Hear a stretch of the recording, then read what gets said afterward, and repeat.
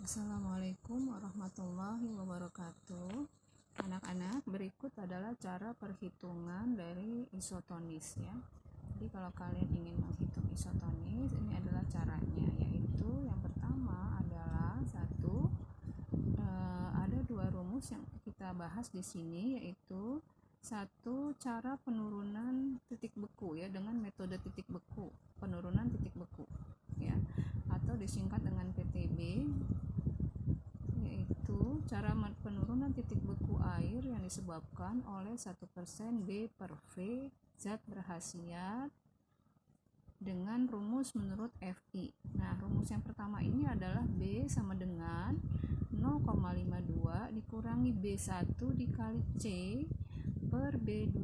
Nah, keterangannya adalah B itu adalah bobot zat tambahan atau NaCl dalam satuan gram untuk tiap 100 ml larutan. Kemudian 0,2 itu adalah titik beku cairan tubuh, yaitu minus 0,52 derajat Celcius. Kemudian B1 itu adalah penurunan titik beku dari zat berkhasiatnya. Kemudian C itu adalah konsentrasi atau dikenal juga dengan kadar dalam satuan persen B per V zat berkhasiatnya. Kemudian B2 adalah PTB zat tambahannya, yaitu NaCl.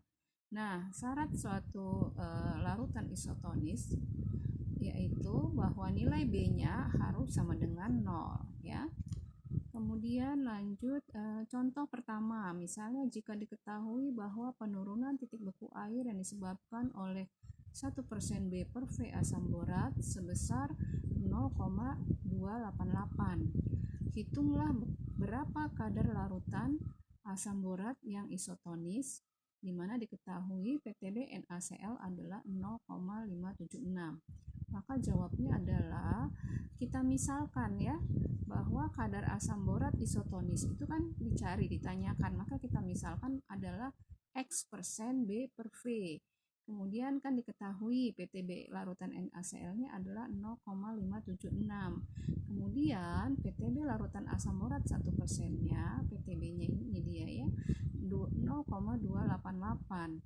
Sehingga karena kadar larutan asam boratnya itu isotonis ya, maka nilai B-nya harus sama dengan 0. Sehingga kalau kita masukkan rumus 0, kan tadinya B ya, B sama dengan 0,52 min B1 kali X atau konsentrasi ya, kemudian dibagi B2. Nah, ini adalah jadi karena B-nya nilainya 0, maka ini adalah sama dengan 0, sama dengan 0,52 dikurangi 0,288X per 0,76. Nah, ini dikalikan dengan ini ya, berarti hasilnya kan 0. Sehingga sama dengan 0,52 dikurangi 0,288X.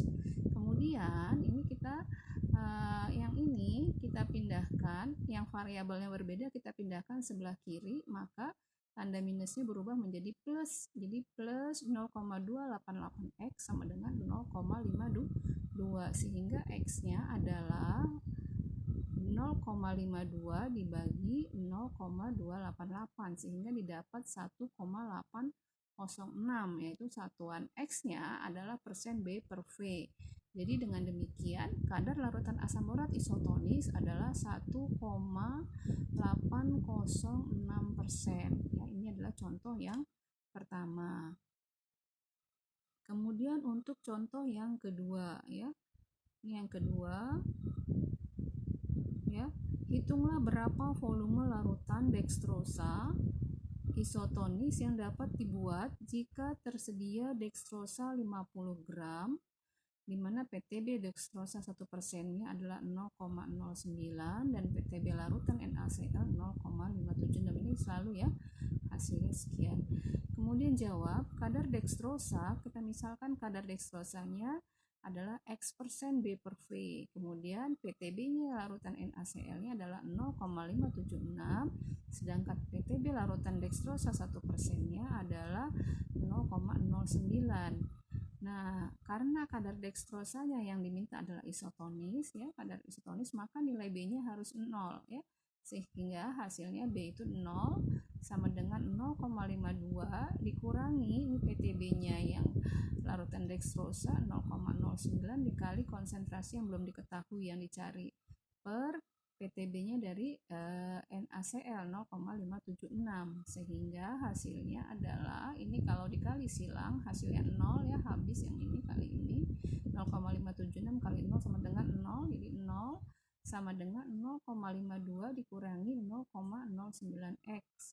Nah, kalau ini dipindahkan ke sebelah kanan, maka hasilnya 0,09x sama dengan 0,52, sehingga x-nya adalah 0,52 dibagi ini, kalau misalnya di sini sebagai pengalih, kalau pindah ke sebelah kanan menjadi pembagi ya, dibagi 0,09 sehingga hasilnya adalah 5,78. Nah, ini satuannya adalah persen B per V, kan yang ditanya volume larutan ya.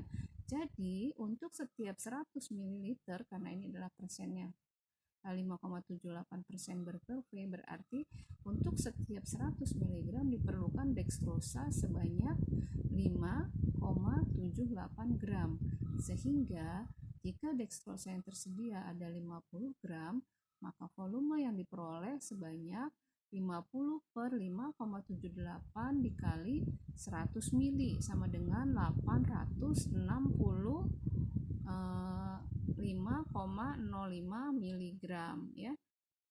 Nah, kalau kita lanjut ke cara kedua ya, yaitu cara metode ekivalen.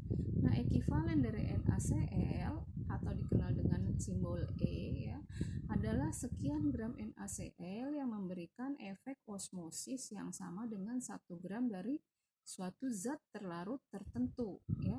Jika ekivalen dari efedrin HCl sama dengan 0,28, itu berarti bahwa tiap 1 gram efedrin HCl itu setara dengan 0,28 gram NaCl. Nah, perhitungan menggunakan metode ekivalen atau kesetaraan NaCl dari tabel jumlah gram tiap komponen yang dihitung terhadap volume dengan kesetaraan natrium klorida dari tabel ya. Nanti kamu bisa dapat lihat di tabel yang ada ya.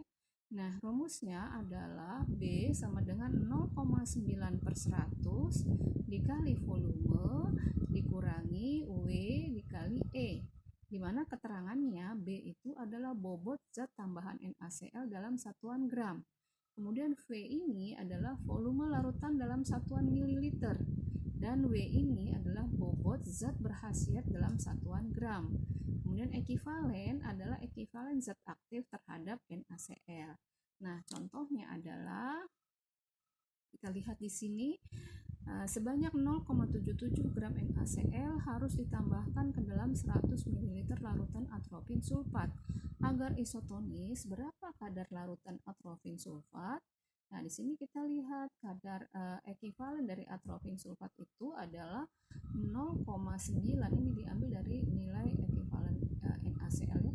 0,9 dikurangi 0,77 sama dengan 0,13, artinya 1 gram atropin sulfat setara dengan 0,13 gram NaCl ya dalam 100 ml larutannya.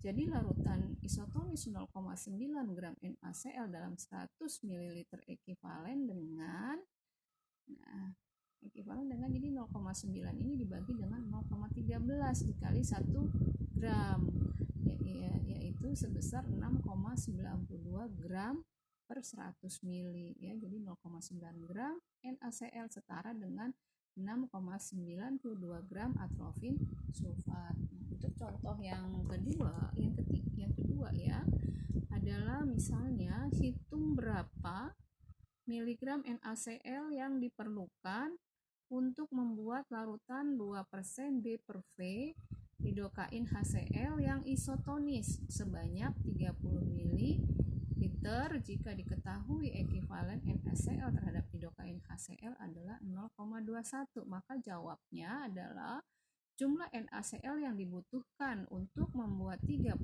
ml larutan isotonis, kan tadi katanya 30 ml ya, itu hasilnya adalah tadi kan rumusnya yang B dalam kurung adalah 0,9 per 100 dikali V. Ini kita putus-putus dulu ya, yang 0,9 kali V-nya kita masukin dulu, 0,9 per 100 kali 30 mili sama dengan 0,270 gram. Kemudian berat lidokainnya, kan di sini kandungannya 2% B per V. Maka kita hitung 2 per 100 dikali 30 ml, sehingga hasilnya adalah 0,6 gram. Baru kita hitung ekivalen terhadap NaCl-nya, yaitu 0,6 ya dikali dengan ini ya, ekivalen NaCl 0,21 sama dengan 0,126 gram. Sehingga NaCl yang dibutuhkan agar larutan isotonis adalah 0,270 gram dikurangi 0,126 gram ya. Sehingga hasilnya adalah 0,144 gram. Jadi hasilnya berapa miligram ya? Kamu tinggal jadikan miligram, jadi 144 miligram ya. Yang ini baru sampai gram ya. Kemudian yang contoh ketiga ya. Contoh ketiga, hitung bobot NaCl yang harus ditambahkan pada seng sulfat 500 mg dengan ekivalen sama dengan 0,15 dalam larutan 30 ml larutan agar larutan menjadi isotonis. Jadi disuruh hitung bobot NaCl-nya sama kayak tadi ya. Kan yang disuruh hitungnya dalam 30 ml larutan, sehingga kita harus hitung dulu jumlah NaCl yang dibutuhkan untuk membuat 30 ml larutan isotonis ya, yaitu 0,9 per 100 dikali 30 ya. Ini baru rumus yang 0,9 per 100 kali V ya, sama dengan 0,270 gram. Kemudian berat seng sulfatnya adalah, ini kan 500 mg, kita jadikan gram dulu menjadi 0,5 gram. Kemudian ekivalen terhadap NaCl ya, tadi ada diketahui rumusnya adalah W dikali E ya. Jadi W itu adalah beratnya si seng sulfat itu 0,5 gram dikali dengan ekivalen yang 0,15 sama dengan 0,076 gram ya.